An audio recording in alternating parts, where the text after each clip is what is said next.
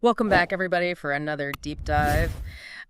Today, we're going deep into the world of German politics. Oh, fun. It's always interesting. Yeah. We're going to specifically be looking at the rise of the far-right AfD party and their stance on Germany's NATO membership, which has been stirring up a lot of controversy. So to set the scene, Germany is facing these snap elections in February after the current government kind of unexpectedly collapsed. Oh, wow. Yeah, Ugh. and this has really shaken things up. It's given the AfD a boost in the polls. And this is where it gets really interesting. The AfD is suggesting that Germany should, reconsider its membership in NATO. That's a pretty bold statement. We're going to explore what's driving this, what it could mean for Germany, and how this all fits into the bigger global picture. So the material you gave us for this deep dive is really fascinating. We've got excerpts from this recent article by Agents of France Press, and then we've also got this really lively Reddit discussion thread, which gives us a good feel for how people are reacting to this whole situation. Oh, cool. Yeah. So to jump right in. Yeah, let's get into it. The AfD's position on NATO, like I said, it's generating a lot of buzz. Yeah, for sure. What's their argument? So on the surface, their argument is that, NATO as it stands now, it isn't really serving the best interests of all European countries.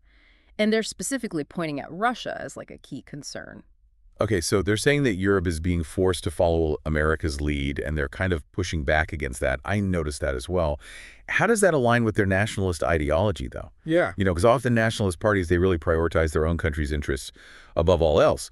But here, the AfD seems to be advocating for considering Russia's needs, even potentially at the expense of Germany's existing alliances. Yeah, that's a great point. It's not a typical nationalist stance. I think to understand this, we have to go a little bit deeper into the AfD's worldview and the anxieties that they're kind of tapping into. They're playing on a sentiment that's not just unique to Germany. It's the skepticism of U.S. influence, a desire for more European autonomy, and maybe even like a willingness to engage with Russia, despite, everything that's going on in Ukraine. Right. And, it's interesting because some people in the Reddit thread were comparing this sentiment to that fuck the EU movement that we saw a while back. They see it as a rejection of this perceived external control, whether it's coming from the US or the EU. Yeah, totally. But to be fair to the AfD, they're not calling for Germany to leave NATO right now. They're just saying that, it should be a possibility if the alliance doesn't, shift its focus. Yeah, like a warning shot. Exactly. Not like a definitive action plan. Yeah. But even so, it's definitely sparked a lot of debate. And we need to figure out why this idea is, gaining traction with segments of the German population. Yeah, like why is this resonating with people? Let's talk about that a little bit.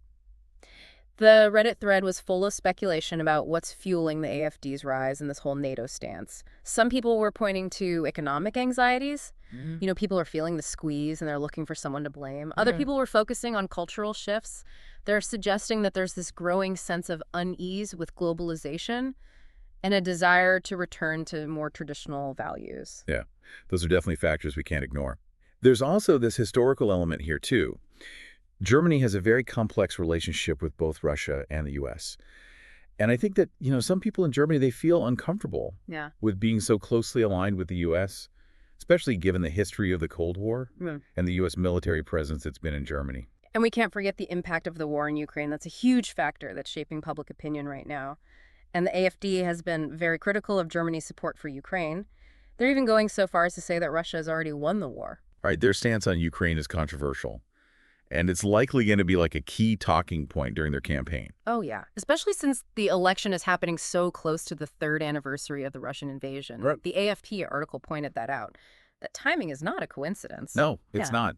They'll definitely try to capitalize on, the anxieties and frustrations that people are feeling about the war and its impact on Germany. Okay, so to give everyone a sense of where the AfD stands politically, they're currently polling around 18 to 19%. That puts them ahead of the Social Democrats, but still behind that conservative CDU-CSU bloc. Now, for those who are unfamiliar, the CDU and CSU, they're actually sister parties that essentially form a single bloc in the German parliament.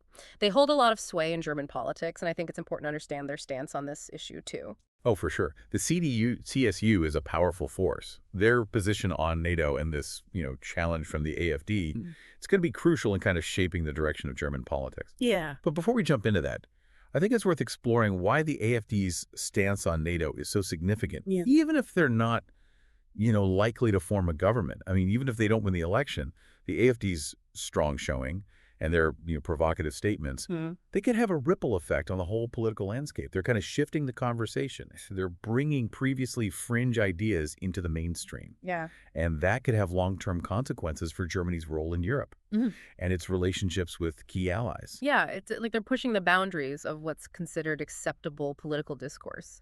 And that can have a normalizing effect on certain viewpoints, even if those viewpoints are controversial. Right, and it's not just about who's in power. It's about the broader political climate and the ideas that are considered legitimate.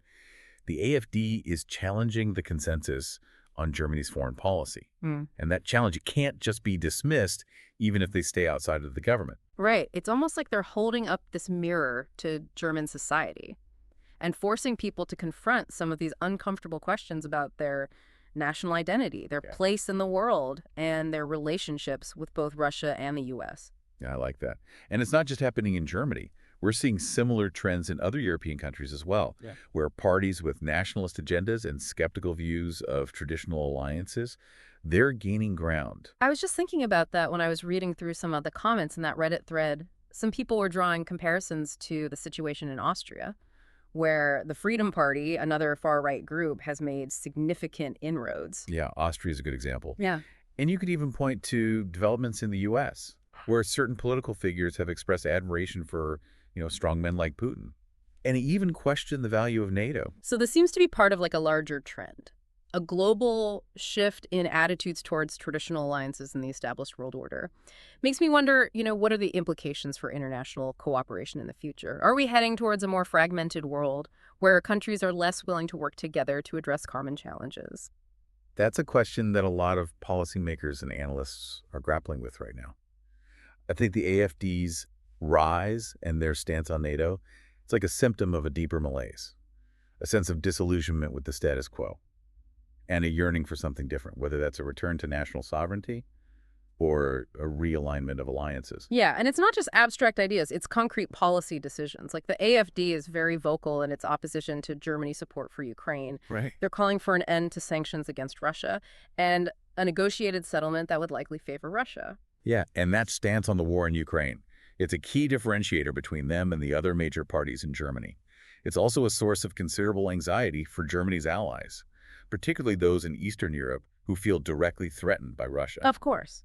But it is worth noting that even within the governing coalition, there are different perspectives on how to approach the conflict in Ukraine. Chancellor Scholz, while committed to supporting Ukraine, has also been cautious about escalating the conflict. He's been reluctant to send certain types of weapons to Ukraine, and he's maintained dialogue with Putin. Scholz is in a tough spot. He's trying to walk this tightrope. He needs to maintain unity within his coalition, which includes parties that have strong pacifist traditions, but he also needs to reassure Germany's allies that they can count on Germany's support. And he has to navigate, the complex realities of dealing with a nuclear-armed Russia. It's a delicate balancing act for sure. It's fascinating to see how these different perspectives are playing out in real time. It's a real-world case study in the complexities of international relations, the challenges of maintaining alliances, and those really difficult choices that leaders have to make during a crisis. Absolutely. So, if the AfD's stance on NATO and the war in Ukraine is so different from the mainstream, why is their message resonating with a significant portion of the German electorate? Well, that's where the analysis gets really interesting. We need to go beyond just the surface-level rhetoric and really try to understand the underlying motivations and anxieties that are driving support for the AfD. I noticed in that Reddit thread that some people were arguing that the AfD is appealing to this sense of nostalgia for a time when Germany was more assertive on the world stage. They pointed to figures like Bismarck, and even controversially figures from Germany's past, that represent a very different and troubling ideology. Yeah, it's important to be aware of those historical parallels and the dangers that they represent. I think the AfD is tapping into this complex mix of emotions: pride, resentment, fear, and maybe a yearning for simpler times. And they're doing it at a time when a lot of people are feeling insecure and uncertain about the future. The war in Ukraine, the energy crisis, the rising cost of living, all of these factors are creating fertile ground for populist movements that offer simple solutions to complex problems. Absolutely. The AfD is offering a narrative that resonates with people.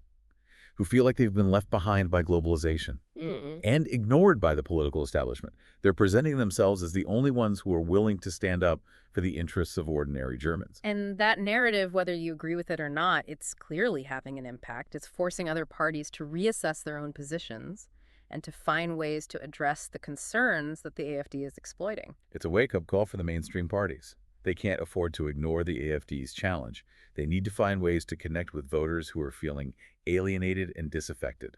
So what does all this mean for the future of German politics? Is the AfD's rise just a temporary phenomenon, or are they here to stay? That's a question that only time will answer.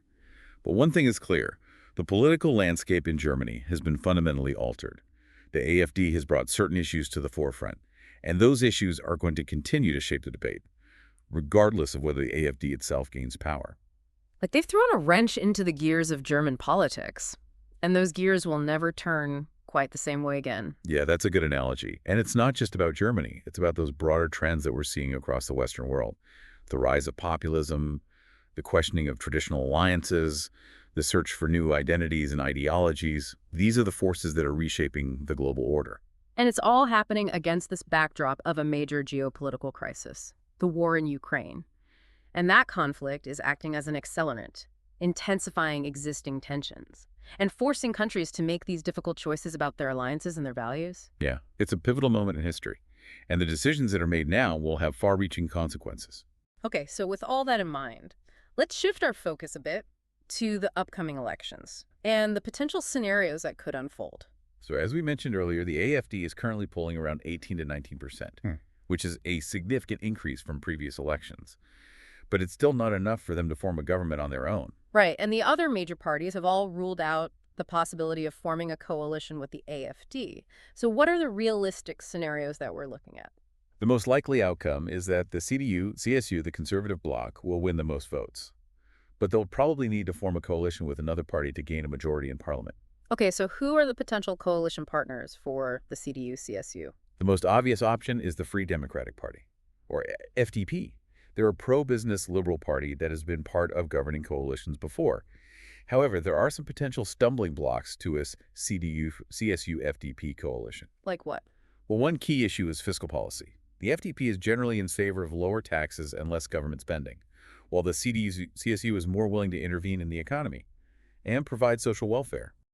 Okay. And how do those parties view the AfD and their stance on NATO? That's another interesting point. The FDP has been critical of the AfD, but they've also expressed some skepticism about Germany's level of involvement in NATO. They've argued that Germany should focus more on its own defense capabilities and less on relying on the U.S. for security. So even within the potential coalition partners for the CDU-CSU, there are different perspectives on NATO and Germany's role in the world. It just reminds you how complex and nuanced this issue really is. Yeah, it's not a black and white situation. There are a lot of viewpoints out there. And the outcome of the election is going to depend on, how those viewpoints are represented in the final coalition government. And even if the AfD doesn't, gain power directly, their ideas and their rhetoric will continue to influence the political landscape. They've already shifted the conversation, and that shift will have lasting consequences. For sure, they force the other parties to address issues that they might have preferred to ignore. And they've tapped into this, deep vein of anxiety and discontent that's present not just in German society, but in many Western societies. Okay, so as we head into the final stretch of this election campaign, what are the key questions that we should be watching for? Well, I think the most important question is how the major parties will respond to the AfD's challenge. Will they try to co-opt some of the AfD's rhetoric? Or will they double down on their own positions? And how will they address the concerns of voters who are feeling drawn to the AfD's message? Will they offer concrete solutions to those economic and social challenges that are fueling the AfD's rise? Yeah, those are the key questions that will determine the outcome of the election and the future direction of German politics. It is a fascinating time to be following German politics. It's a reminder that even in a seemingly stable democracy like Germany, the political landscape can shift dramatically in a short period of time. Yeah, the AfD's rise is a wake-up call. It's a sign that we can't take democracy for granted. We need to be vigilant, informed, and engaged if we want to preserve the values that make democracy work. So as we're wrapping up this part of our deep dive, let's take a step back and consider the broader implications of the AfD's rise and their stance on NATO. Yeah. What does this tell us about the state of transatlantic relations? Is the NATO alliance as strong as it once was?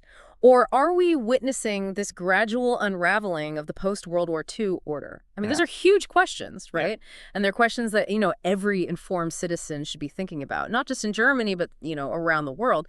What we're seeing here is like a microcosm of these larger forces that are reshaping the world. Exactly. It's a reminder that the world's interconnected. What happens in one country, even a country that seems as distant as Germany, can have ripple effects Yeah. that are felt, across the globe. And it highlights the importance of understanding different perspectives, Huh? even if you disagree with them. I was reading through that Reddit thread, and I was struck by how passionate people were on both sides of this issue. Some people saw the AfD as this dangerous threat to German democracy and its international alliances, Mm. while others viewed them as like a voice for the voiceless, challenging the status quo, Yeah. speaking these uncomfortable truths. Yeah, it's easy to just dismiss, those who hold opposing views, to label them as extremists or to tune them out. But I think it's crucial to engage with those perspectives, try to understand where they're coming from, and to find some common ground whenever possible. I totally agree. It's about bridging divides, not widening them, and recognizing that even within, those who support the AfD, there's a spectrum of viewpoints. Some might be drawn to their economic policies, others might resonate with their cultural message, and still others might just be disillusioned with the mainstream parties. Right, it's rarely about one single issue. It's often this confluence of factors that lead people to support a particular party or ideology. And understanding those underlying motivations is essential if we want to have like a productive dialogue and find solutions that work for everyone.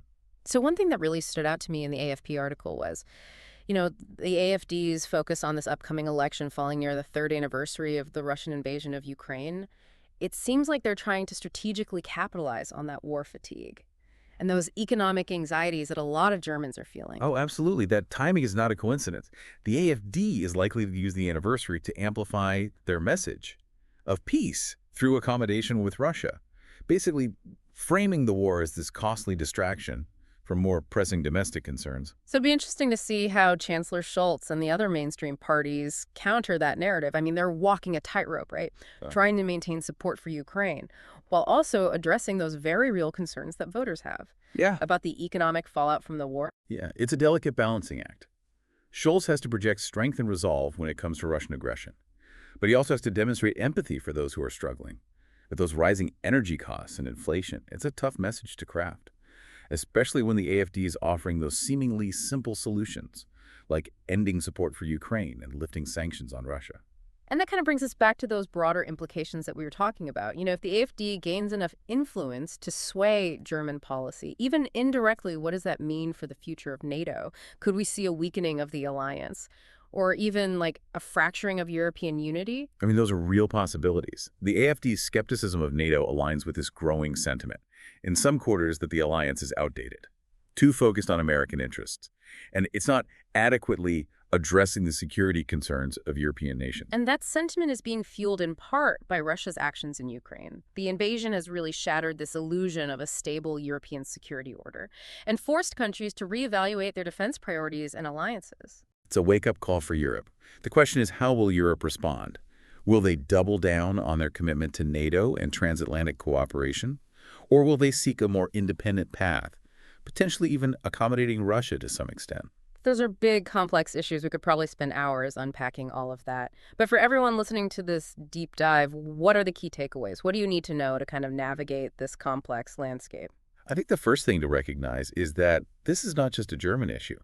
The AfD's rise and their stance on NATO, they reflect broader trends that we're seeing globally. This questioning of traditional alliances, the rise in nationalist sentiment, and a growing distrust of institutions. Right. And secondly, it's important to understand that there are no easy answers here. The situation is complex. It has historical baggage, economic factors, geopolitical tensions, all intertwined. Anyone who claims to have a simple solution is probably oversimplifying the problem. And finally, be wary of falling to that trap of binary thinking. This isn't just a battle between good and evil, or between pro-NATO and anti-NATO forces. There's a spectrum of viewpoints out there, and understanding those nuances is essential for having a productive conversation about the future of Germany, Europe, and the world. So with all of that said, what's the one big question that we want to leave you with? the thing that will keep you thinking long after this deep dive is over. What if the AfD's views on NATO and Russia gain wider acceptance? Not just in Germany, but across Europe. What would that world look like? How would power dynamics shift? And what would it mean for the future of international cooperation and global security? It's a lot to ponder, but it's definitely worth considering. And as always, we encourage you to continue exploring these issues, dig deeper into the sources, engage in thoughtful conversations, and form your own informed opinions. That's it for our deep dive today. Thanks for joining us on this journey into the complex and ever-evolving world of German politics and international relations.